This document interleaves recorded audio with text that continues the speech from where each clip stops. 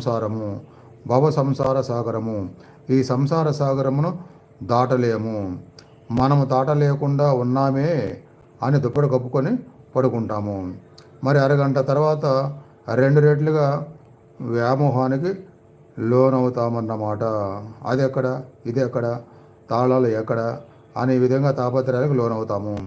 రుద్రోభవ, కామోభవ, భవసాగర, ఇవి అంతా భవ అనే శబ్దానికి అర్థములు.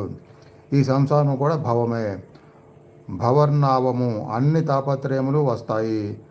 అర్ణవము అంటే సాగరము. నిన్ను తరింపజేసేదానికి వీటిల్లో ఆమె అంశరూపంలో విహరిస్తుంది. సంసార సాగరము నుండి నిన్ను తరింపజేసేదానికి, ఈ రుద్రు నుండి, మృత్యువు నుండి తరింపజేసేదానికి, ఈ కామం నుండి, క్రోధం నుండి తరింపజేసేదానికి ఆమె వీటిల్లో వివరిస్తూ ఉంటుంది. నిన్ను బయటికి లాగేదానికి, తరింపజేసేదానికి గురు రూపంగా, గురుబోధగా ఈ విధంగా ఆమె వివరిస్తుందన్నమాట.